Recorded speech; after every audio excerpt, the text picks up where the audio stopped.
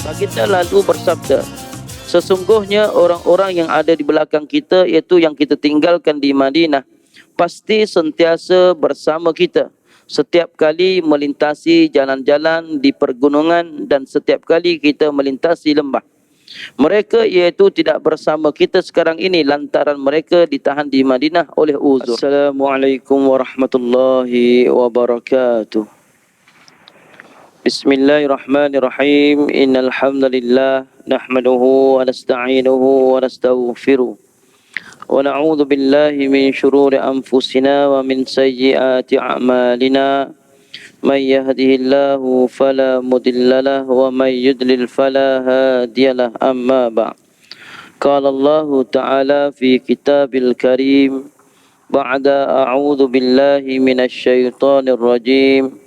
يا أيها الذين آمنوا اتقوا الله حق تقاته ولا تموتن إلا وأنتم مسلمون وقال رسول الله صلى الله عليه وسلم من خرج في طلب العلم فهو في سبيل الله حتى يرجع أو كما قال. Yang dihormati Tuan Nazir Masjid, Tuan Imam, EJK Masjid, yang dimuliakan para alim ulama, tuan-tuan guru, para asatidzah, seterusnya muslimin, muslimat yang dirahmati Allah sekalian. Alhamdulillah, kita bersyukur pada Allah Subhanahu wa taala kerana dengan limpah rahmatnya kita masih lagi diberi kekuatan dan kesihatan untuk kita terus menerus melaksanakan tanggungjawab kita sebagai hamba-Nya yang bertakwa dengan melaksanakan segala titah perintah dan menjauhi segala larangannya. Dan alhamdulillah pada malam ini kita dapat lagi bersama dalam slot pengajian kitab kita, iaitu kitab Riyadhus Shalihin, kitab hadis yang dikarang oleh Imam An-Nawawi rahimahullah. Jadi kalau kita ingat balik tuan-tuan, kita masih lagi berada pada bab yang pertama, iaitu bab yang membicarakan tentang ikhlas dan niat. Jadi ikhlas itu tuan-tuan, kenapa Imam An-Nawawi sengaja meletakkan bab ikhlas ini pada awal kitab beliau. Malah bukan beliau sahaja, tetapi Imam Bukhari, Imam Muslim dan sebagainya meletakkan hadis ini ataupun bab ini pada awal kitab mereka. Kerana bab ini sangat penting, kerana ikhlas dan niat ini sangat penting. Kalau kita buat suatu ibadah tiba-tiba tidak ada ikhlas, maka menjadi sia-sialah amalan dan perbuatan kita tadi. Sebaliknya tuan-tuan, kalau kita buat ibadah tadi dan kita ada niat tadi, insya-Allah dia akan menjadikan kita orang yang berjaya nanti. Seperti mana seorang ulama kata, Yahya bin Abi Kathir, dia kata, belajarlah niat kerana niat lebih penting daripada amal. Jadi dia kata belajarlah niat kerana niat itu lebih penting daripada amal. Kenapa? Kerana apabila kita beramal tidak ada niat, tidak ada keikhlasan, maka amalan kita hanya sia-sia, hanya buang masa dan habis tenaga sahaja. Tetapi kalau kita belajar niat, bagaimana cara niat dengan betul, bagaimana cara kita dipanggil ikhlas kerana Allah, maka di sana amalan kita lebih sempurna. Sebab itulah tuan-tuan, Imam Sufyan As-Sawri dia kata, tidaklah aku mengubati sesuatu yang lebih berat daripada mengubati niatku. Sebab ia sentiasa berbolak-balik pada diriku. Jadi tuan-tuan, Imam Sufyan As-Sawri dia kata, yang paling berat di dalam ibadah ialah tuan-tuan berkaitan dengan niat. Kerana niat itu melibatkan hati. Dan hati itu fitrah semula jadinya sentiasa berbolak-balik. Sebab itu Nabi ajar kita agar banyakkan berdoa dengan doa, ya muqallibal qulub tsabbit qalbi ala dinik. Wahai Tuhan yang membolak-balikkan hati, tetapkanlah hatiku di atas agamamu. Maknanya tuan-tuan, hati ini sentiasa berbolak-balik.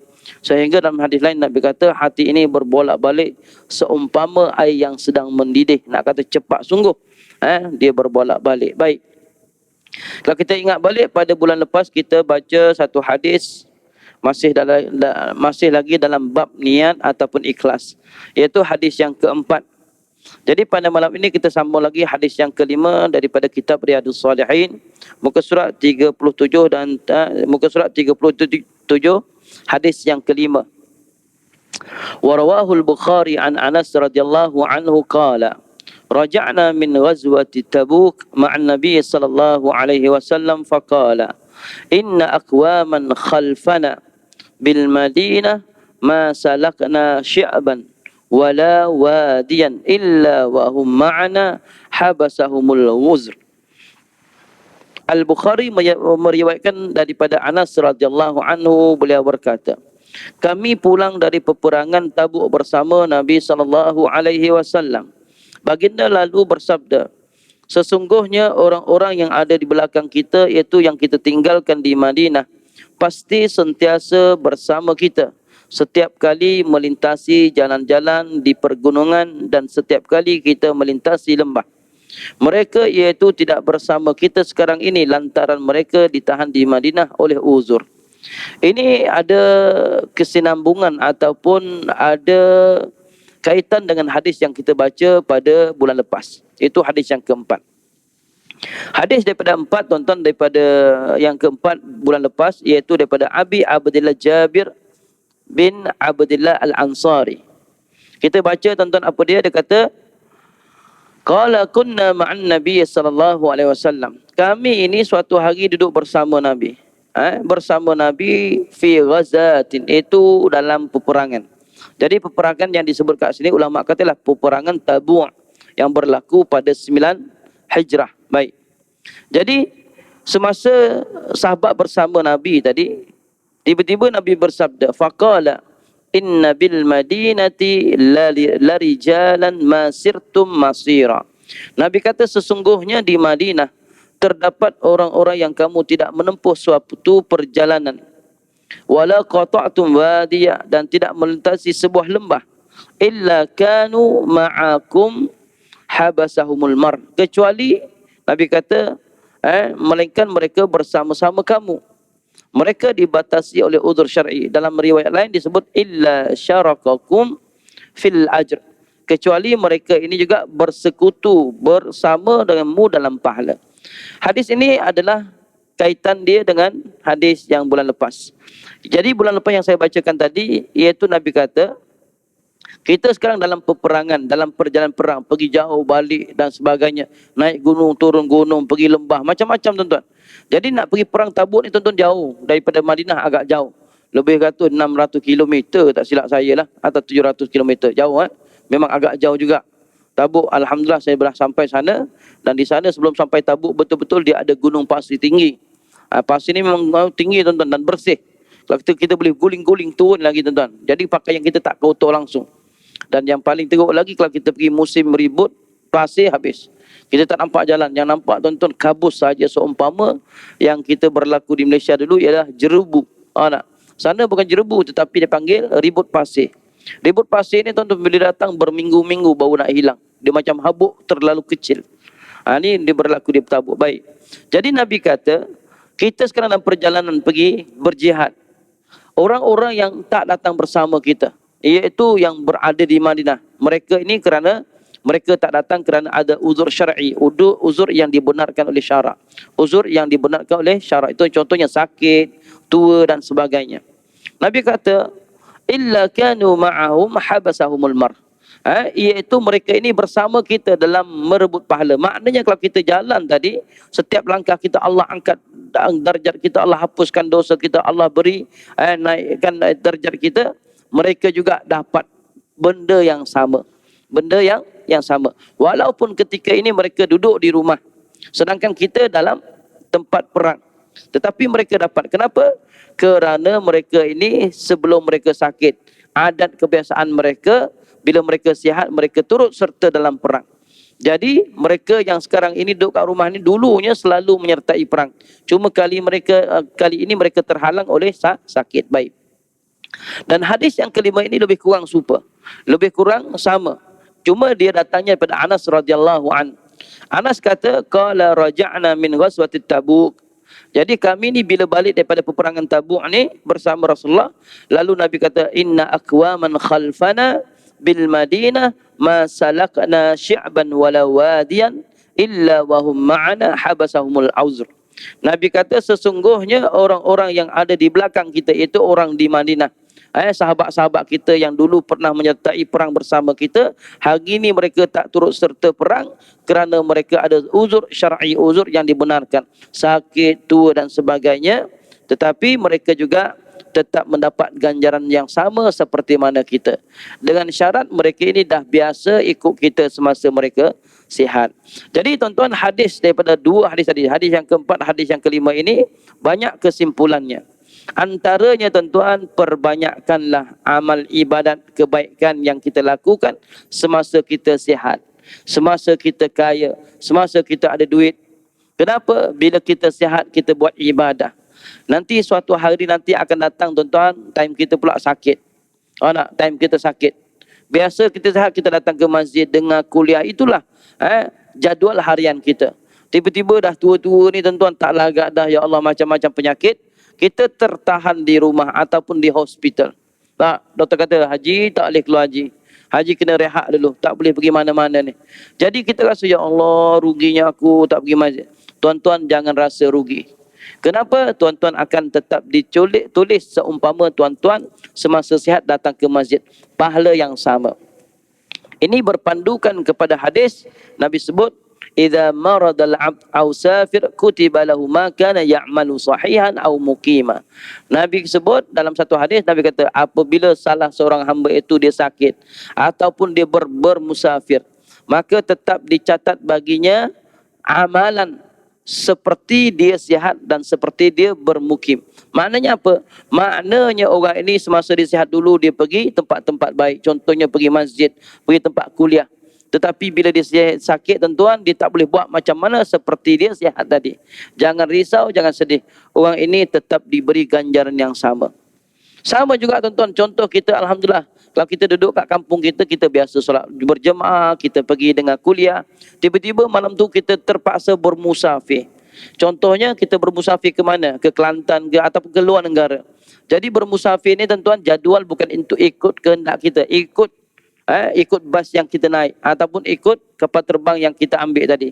Contohnya kita kena bertolak daripada rumah ni pukul 6 petang.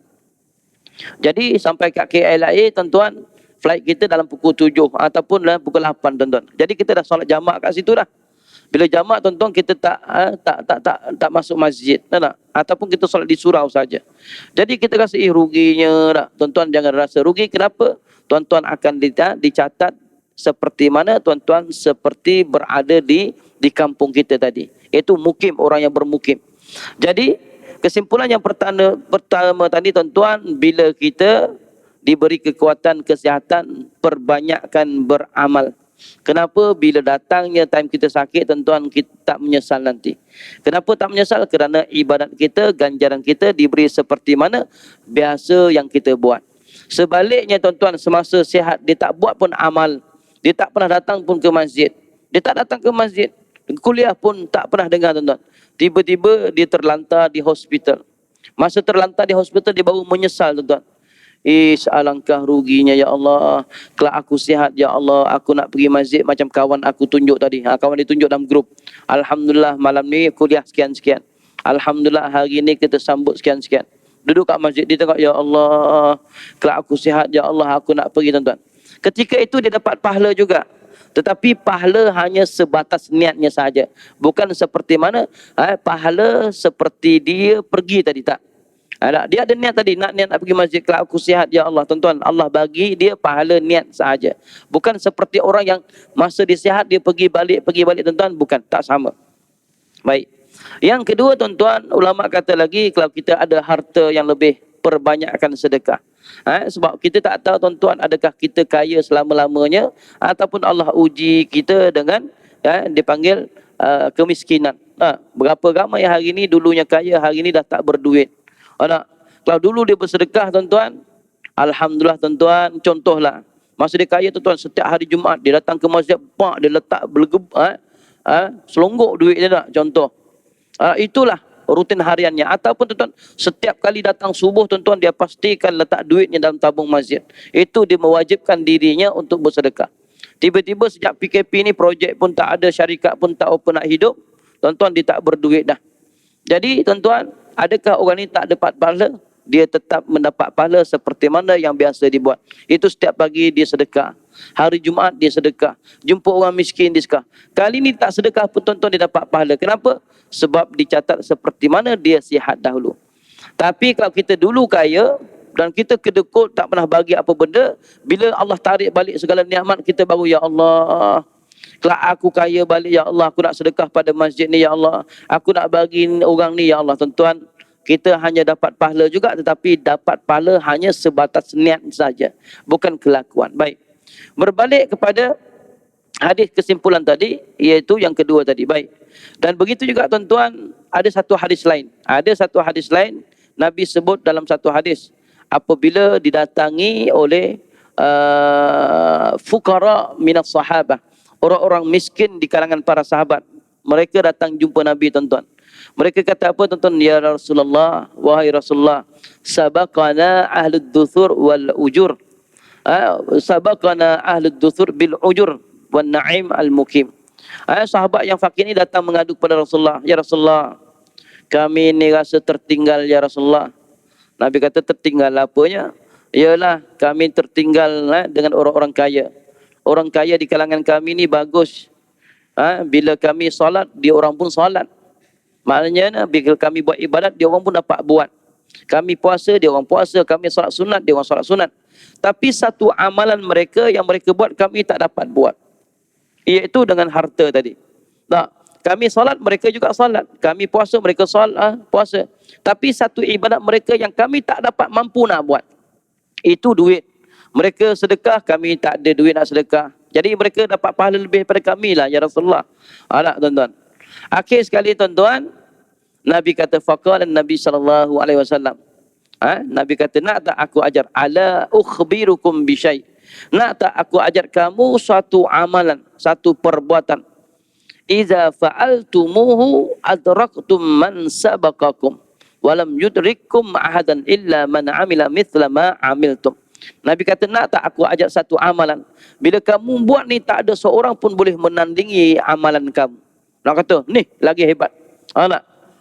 Tak ada seorang pun, kecuali dia juga yang buat benda yang sama akan mendapat perkara yang sama. Lalu sahabat kata, ya Rasulullah, apa dia ya Rasulullah? Berilah, bagi tahu kami lah, kami nak cuba amalkan. Lalu tuan-tuan, faqala Nabi SAW, tusabbihu wa tukabbiru wa tahmidu duburu kullis salah thalathan wa thalathina. Iaitu Nabi kata, iaitu amalan ini bila kamu buat, kamu dapat mengatasi orang-orang kaya tadi. Nak pahalanya. Apa dia? Iaitu setiap kali selepas salat, hendaklah kamu bertasbih 33 kali. Iaitu tusabbihu, maknanya subhanallah, subhanallah 33 kali. Wa tukabbiru, dan takbir, itu Allah, itu subhanallah, alhamdulillah, wallahu akbar. Kan? Jadi tuan-tuan, benda ni yang kita selalu amalkan dalam salat. Itu subhanallah, alhamdulillah, wa la ilaha illallah, wallahu akbar. Itu tuan-tuan dipanggil zikir selepas salat. Iaitu 33 kali. Dalam salat, Nabi kata, bila kamu mengamalkan zikir ini, nascaya tidak ada seorang pun dapat mengatasimu, kecuali orang itu juga buat benda yang sama. Akhir sekali tuan-tuan, fa'alu fa'alima aghniya.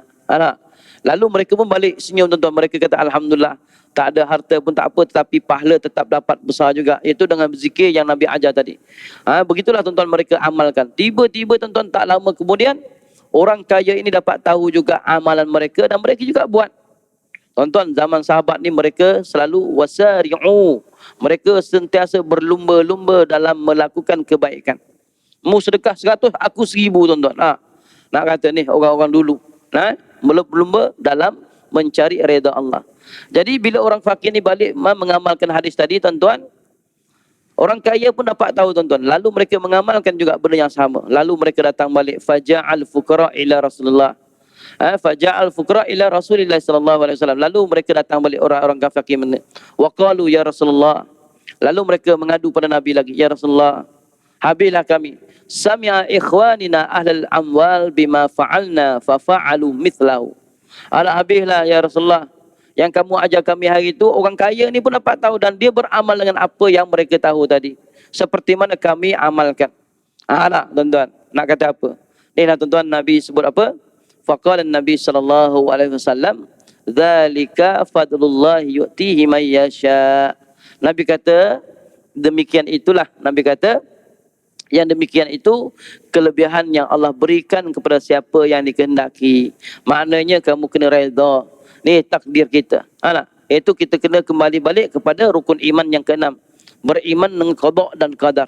Kadang-kadang tuan-tuan kita ditakdirkan daripada orang-orang yang Masya Allah tidur atas duit, tuan-tuan tak?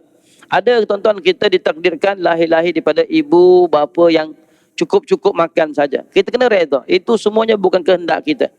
Bukan kehendak kita, tetapi adalah dipanggil qada dan qadar.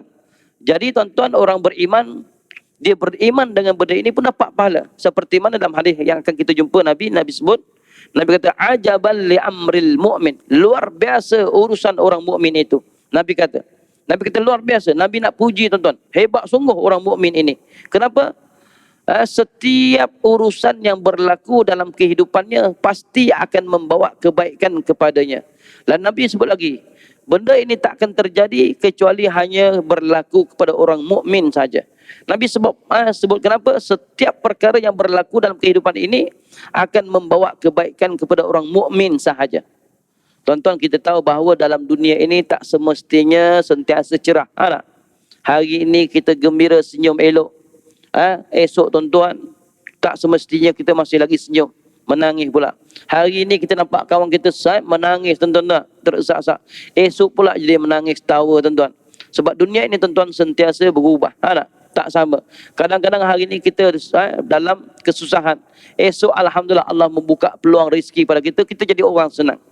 Tetapi tuan-tuan, bagi orang Islam, orang mukmin khususnya, apa-apa yang berlaku dalam kehidupannya, sama ada dia berada dalam kenikmatan ataupun dia berada dalam kesusahan, dia akan menjadikan benda itu membawa kebaikan padanya. Macam mana?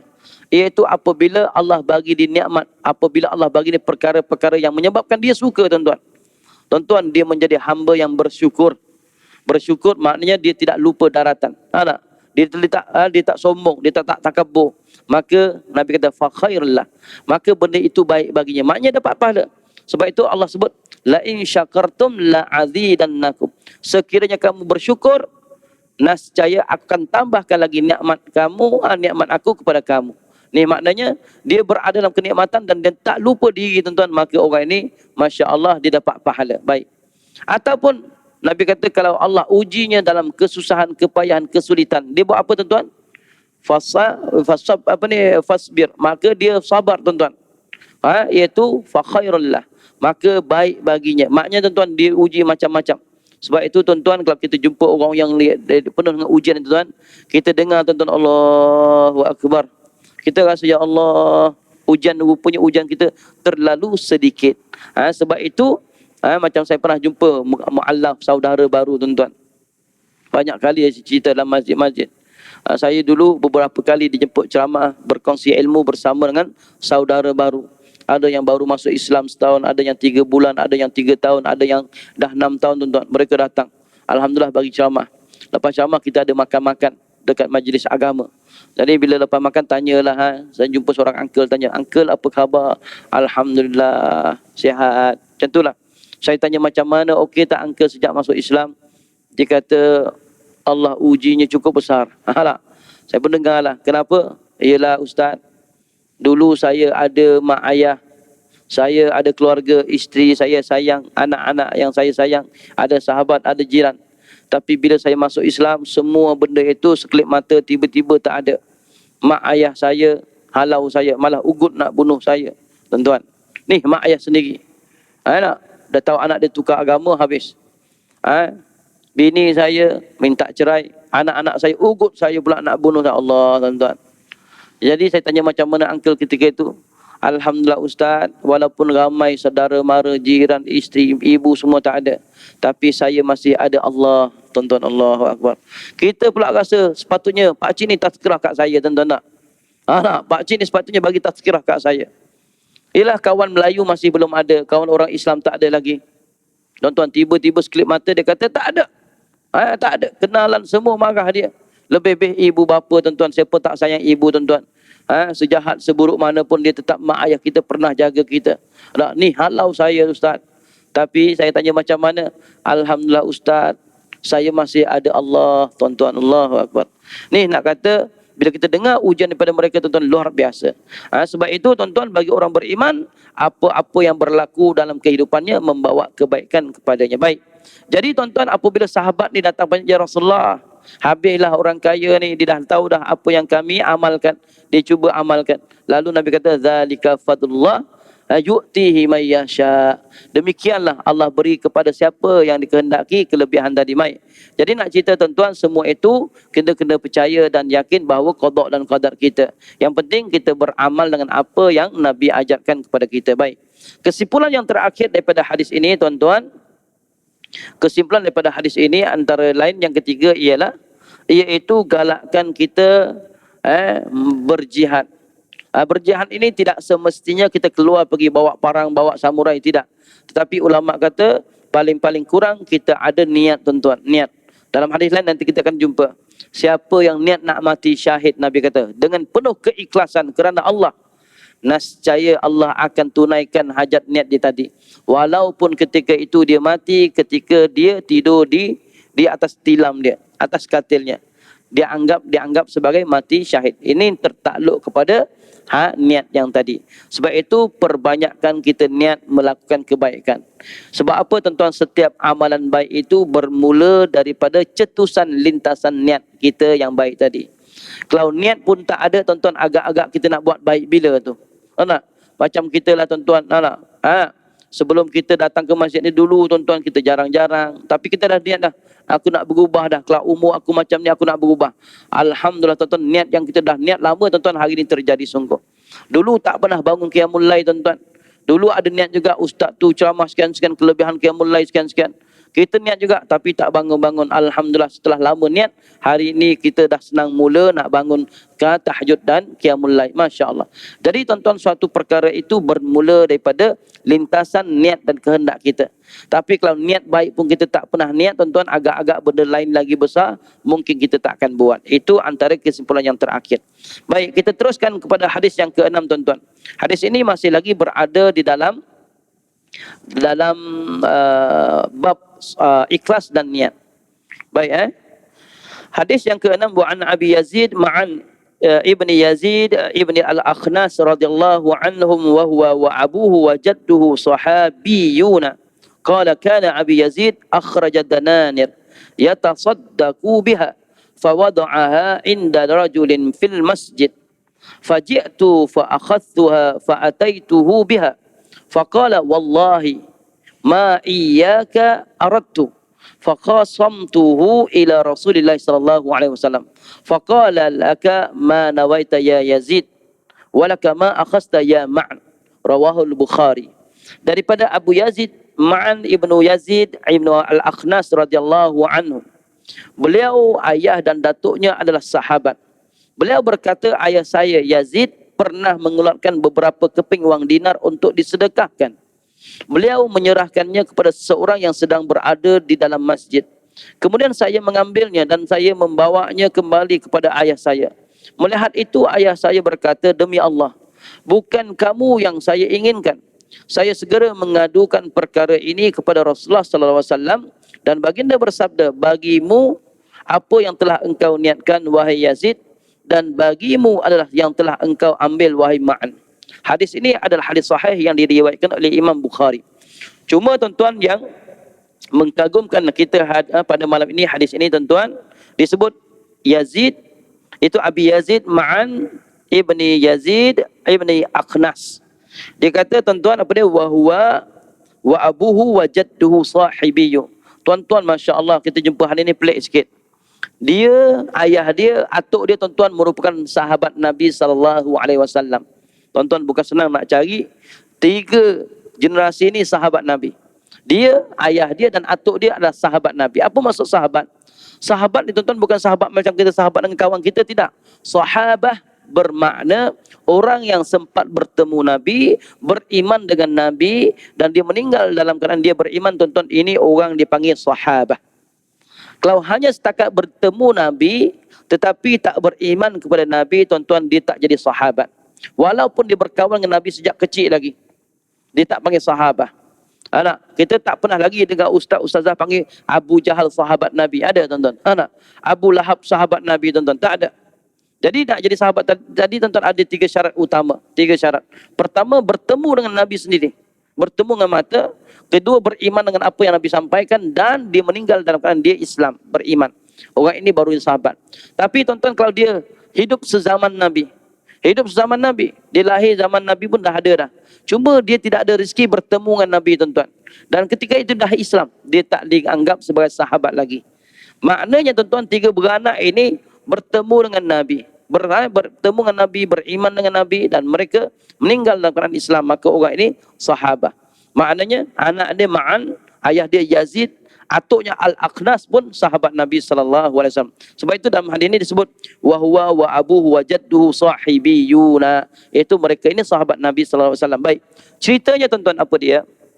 Ma'an dia kata, Abi Yazid, ayahku Yazid. Ma'an ni anak, Abi Yazid ni ayah dia.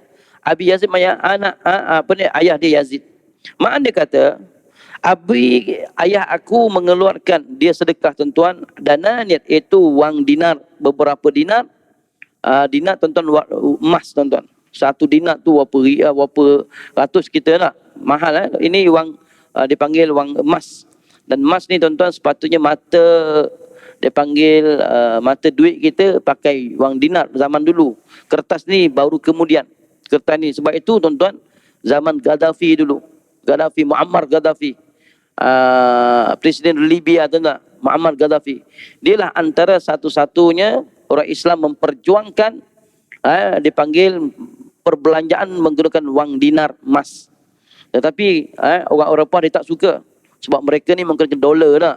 Itu antaranya lah. Sebab itu dia orang tak suka Muammar Gaddafi.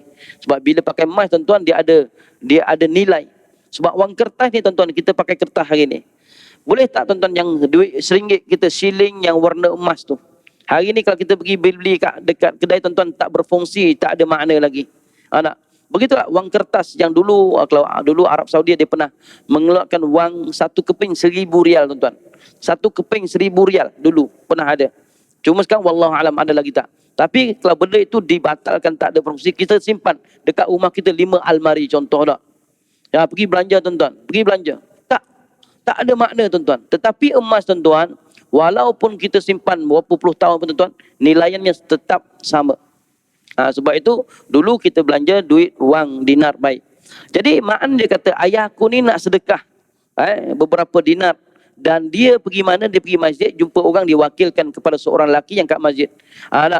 Dia bagi tahu, ni duit ni aku nak sedekah kepada fakir miskin sekian-sekian. Jadi aku wakilkan kau, tolong bagilah. Kamu ni orang masjid, mungkin kenal orang yang itu. Baik. Lalu Ma'an ni, tuan-tuan, faji'tu fa'akhadtuha fa'ataituhu biha. Lalu anak dia Ma'an ni, dia pergi kat masjid tu, orang tadi bagi dia. Dia ambil balik rumah. Dia bagi tahu ayah dia, ayah, tadi alhamdulillah ni saya ada duit ni orang bagi. Ayah kata, itu duit aku tu. Aku wakil kat dia, suruh bagi orang lain. Niat aku bukan bagi kat engkau. Kalau aku bagi kat engkau, lebih baik aku bagi kat engkau, aku tak wakil kat dia. Jadi ayah dia kata, tu duit kau pulangkan balik. Aku niat aku nak bagi orang lain, bukan bagi engkau. Lah, kalau aku bagi engkau, aku dah bagi engkau. Lalu, tuan-tuan, Ma'an ni dia macam macam tak betulnya ayah ni. Ini, tuan-tuan, bukan derhaka pada ayah. Wallahi ma iyyaka aradtu. Yazid dia kata, wallahi, demi Allah, yang kamu ambil tu, aku bukan maksudkan aku nak bagi engkau, tapi aku maksudkan bagi kepada orang lain. Lalu fakhasamtuhu ila Rasulullah. Lalu Ma'an pun kata, saya ambil hak milik saya lah, ini hak punya saya tak. Maknanya Ma'an dia kata ini caranya betul. Ayah dia kata salah, tuan-tuan. Akhir sekali mereka pergi fakhasamtuhu, maknanya mereka pergi jumpa Nabi, mengadukan hal yang hal ini kepada Nabi SAW. Lalu, tuan-tuan, Nabi bila dengar, Nabi cakap apa, tuan-tuan? Ni jawapan yang baik, tuan-tuan. Nabi kata, faqala laka ma nawaita ya Yazid. Wahai Yazid, apa yang kamu niatkan tadi, kamu dapat pahala sepenuhnya. kamu dapat. Walaupun kamu niat nak bagi orang lain, tiba-tiba anak kamu yang ambil dan salah orang, maka kamu tetap mendapat apa yang kamu niatkan tadi. Sebab apa? Innamal a'malu binniat. Setiap sesuatu itu tertakluk kepada niat seseorang. Walaupun ketika itu kamu salah bagi. Apa yang Nabi sebut lagi? Walaka ma akhasta ya ma'an. Dan kamu ambil itu bagi kamu hak kamu. Maknanya kedua-duanya betul. Ayah kamu pun betul, anak kamu pun betul. Maknanya yang kamu ma'an dia ambil itu memang dah jadi milik dia dah. Yang kamu kata salah tak, Allah bagi, tetap bagi pahala yang sama. Jadi tuan-tuan, daripada hadis yang kita baca ini, maknanya apa dia, kesimpulan yang kita ambil ialah apa-apa yang kita buat tuan-tuan, pertama sekali Allah nilai kita melalui niat tadi. Contoh, kita tadi tuan-tuan hari ni gaji, nak hantar semalam gaji. Jadi ada orang perak pergi ATM ambil duit tuan-tuan, nak sedekah kat masjid tuan-tuan. Dia letak tabung masjid, dia letak tu tabung surau tuan-tuan. Ambil dah tuan-tuan, naik motor sampai surau. Allah, poket pula koyak tuan-tuan. Cari-cari duit RM1 pun tak ada tuan-tuan. Allah, sedihnya ya Allah. Nak tuan-tuan, jangan risau, jangan sedih. Kenapa? Niat tadi yang kita nak ambil duit tadi, nak sedekah, nak letak wakaf dekat masjid tuan-tuan, pahalanya tetap dapat, masya-Allah. Sebab itu Allah itu maha kaya, Allah itu maha pemurah tuan-tuan. Bukan tak mana buktinya engkau tak ada tuan-tuan. Allah menilai niat tadi. Jadi jangan sedih. Kedua tuan-tuan, contoh boleh kita buat juga. Ada orang datang pada jauh tuan-tuan, minta sedekah sana sedekah sini. Kita dengar di ceramah pun masya-Allah, kita nampak muka pun muka dia pun suci semacam tu nak. Macam malaikat dah tuan-tuan. Lalu dia sebut pasal sedekah sekian-sekian, dia nak buat masjid sekian-sekian. Jadi siapa yang ada duit lebih bolehlah sedekah ni. Tuan-tuan, dengan baca hadisnya, dengan baca ayat Al-Qurannya berkaitan dengan kelebihan sedekah, mukanya nampak suci tuan-tuan, masya-Allah. Kita siap buka gelang tuan-tuan, orang rumah siap gelang tuan-tuan. Ada seorang makcik tuan-tuan, bila kita kutip Dharma ni tuan-tuan, nampak-nampak ada gelang rantai tuan-tuan. Masya-Allah, kata ustaz, ini saja yang saya ada tuan-tuan. Bagi tuan-tuan habis. Tiba-tiba tuan-tuan, esok malam masuk TV3. Nak ustaz ni ustaz scammer tuan-tuan. Scam rupanya. Tipu semua ni. Rupanya bukan pergi buat masjid tuan-tuan. Nak dibawa pergi joli mana nak. Tepuk dahi kita, ya Allah. Makcik yang rantai besar tu dah, habislah aku. Ingat itu saja amalan saham aku akhirat. Tuan-tuan, jangan sedih. Bila kita belajar benda tuan-tuan, kita tak akan sedih. Sebab apa? Allah menilai amalan seorang itu, yang pertama adalah niat dia. Jadi tak perlu sedih, masya-Allah. Baik. Tuan-tuan, saya pernah cerita. Ada seorang Arab, jutawan Arab Saudi tuan-tuan. Dia derma berapa juta untuk buat masjid di Filipin. Ada orang datang mengaku saya sekian-sekian ni. Saya ustaz tempat sekian-sekian, tempat kami ni bagus, Islam nak mula tumbuh. Tapi satu saja masjid tak ada. Syekh boleh tak ni? Syekh kata baik. Aku nak masjid itu atas nama aku saja. Tak nak orang lain campur. Maknanya duit aku saja. Jangan cari orang lain lagi. Orang ni pun bagus, balik. Setiap bulan hantar gambar-gambar laporan tuan-tuan. Tiba-tiba dia kata, ni masjid tak siap dah. Cuma ada sikit lagi kekurangan. Itu dalam masjid. Kipas, aircon dan semua. Syekh ni kirim lagi tuan-tuan. Berapa juta lagi tuan-tuan. Jadi Syekh ni nak pergilah tuan-tuan tengok masjid dia yang dah siap. Dia buat surprise tuan-tuan tak. Tak bagi tahu orang sana. Dia beli tiket kapal terbang pergi. Tengok alamat, naik teksi ni. Dia nak pergi kat sini. Teksi ni bawa lah. Teksi kata, tuan dah sampai. Sampai. Mana masjidnya? Dia kata, kampung ni bukan kampung ni lah. Tapi setahu saya sejak kampung ni ada, tak ada masjid lagi. Ini alamat ni betul. Tapi masjidnya mana? Masjid ni tak. Tunjuk gambar, rupanya gambar ni tempat lain tuan-tuan. Cari orang ni, tak ada tuan-tuan. Rupanya kena scam. Allah tuan-tuan, bayangkan berjuta tuan-tuan. Sebab itu Arab Saudi, kalau orang Filipin dikurang percaya sikit. Sebab benda ni pernah berlaku. Sebab itu dia orang lebih berhati-hati daripada siapa yang datang, tak tahu siapa kita bagi. Kena hati-hati. Hari ni manusia dengan duit tuan-tuan lain semacam tuan-tuan. Dia boleh jadi malaikat sekelip mata tak? Kenapa tuan-tuan? Duit punya pasal. Duit punya pasal. Baik. Jadi nak cerita bahawa kalau terjadi seperti orang tadi tuan-tuan, jangan bersedih. Kenapa? Innamal a'malu binniat. Sesungguhnya setiap amalan itu tertakluk kepada niatnya. Baik. Sama juga tuan-tuan, contoh kita ni, ulama kata kita nak bayar zakat. Bayar zakat ni tuan-tuan bukan semua orang kita boleh bagi tuan-tuan. Orang miskin, fakir miskin. Kita nampak dia, ya Allah, pakai baju koyak jat 2-3 dak. Kita pun bagi tuan-tuan. Ni zakat saya. Dia pun tak sempat dia balik. Lepas kita dapat tahu tuan-tuan, rupanya kita salah bagi orang. Ulama kata sah ke tak zakat kita? Tetap sah. Walaupun kita tersalah bagi orang. Tetapi yang penting kita dah kaji betul. Dia ni miskin ke tak? Itu betul. Jangan main bagi je tak. Yang dah tahu dah, dia ni makpet, kita nak bagi dia juga tuan-tuan. Memang hisap dah, kita juga dapat saham yang sama nanti.